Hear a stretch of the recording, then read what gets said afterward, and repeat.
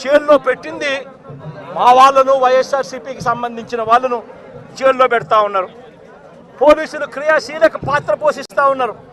వల్లభనేని వంశీ తాను ఘటనా స్థలంలో లేడు అని చెప్పి, ఏకంగా తెలుగుదేశం పార్టీ ఆఫీసు దాడి జరిగిన ఘటనలో తాను లేడు అని చెప్పి ఏకంగా కోర్టులోకి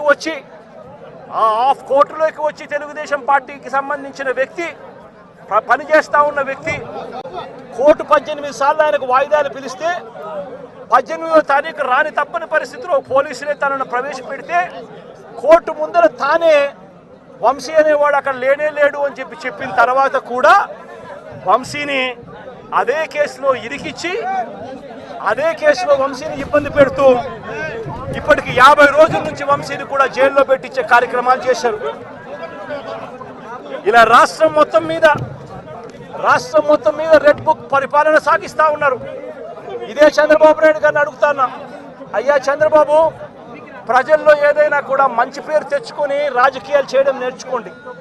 మీరు సూపర్ 6 ఎందుకు అమలు చేయడం లేదు అని చెప్పి ఈరోజు ప్రజలు గట్టిగా నిలదీస్తూ ఉన్నారు. సూపర్ 7 హామీలను ఎందుకు అమలు చేయడం లేదు అని ప్రజలు మిమ్మల్ని గట్టిగా ప్రశ్నిస్తూ ఉన్నారు.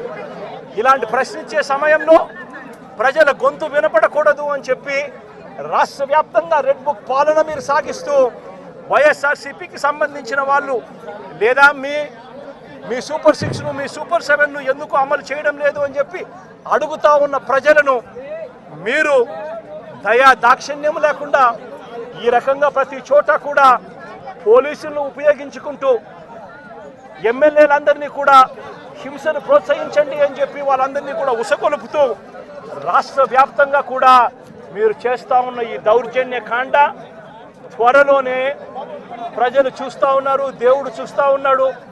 ఖచ్చితంగా మీకు బుద్ధి చెప్పే పరిస్థితి త్వరలోనే వస్తుందని చెప్పి ఈ సందర్భంగా చంద్రబాబు నాయుడు గారికి గట్టిగా మందలిస్తూ చెప్తా ఉన్నా.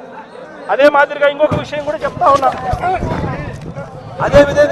ఇంకో విషయం కూడా చెప్తా ఉన్నా. ఇదే చంద్రబాబు నాయుడు గారికి చెప్తా ఉన్నా, ఇదే పోలీసులకు చెప్తా ఉన్నా. పోలీసులు ఎవరైతే చంద్రబాబు నాయుడు గారిని మెప్పు కోసం, ఎవరైతే పోలీసులు చంద్రబాబు నాయుడు గారి మెప్పు కోసం ఎవరైతే వాళ్ళ టోపీ మీద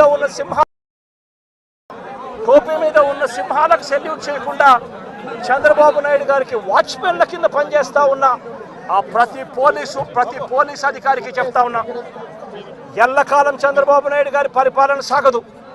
చంద్రబాబు నాయుడు గారి పరిపాలన త్వరలోనే వస్తుంది. ప్రతి పోలీస్ అధికారికి కూడా చెప్తా ఉన్నా, మీ బట్టలు ఉడదీస్తామని చెప్పి ప్రతి పోలీస్ అధికారికి మీ యూనిఫామ్ తీస్తాం, మిమ్మల్ని నిలబెడతాం, దోషులుగా మిమ్మల్ని నిలబెట్టి మీ యూనిఫామ్ తీయించి మీకు ఉద్యోగాలు లేకుండా చేస్తామని కూడా ఈ సందర్భంగా ఇప్పటికైనా చెప్తా ఉన్నా. ప్రతి పోలీస్ అధికారిలో కూడా మార్పు తెచ్చుకోండి. ఎల్లకాలం ఇదే పరిపాలన సాగదు. మీరు చేసిన ప్రతి పనికి కూడా వడ్డీతో సహా లెక్కేసి మిమ్మల్ని దోషులుగా నిలబెట్టి మీతో కక్కిచ్చే కార్యక్రమం ఖచ్చితంగా చేస్తామని చెప్పి కూడా ఈ సందర్భంగా ప్రతి పోలీస్ అధికారికి కూడా చెప్తా ఉన్నాం.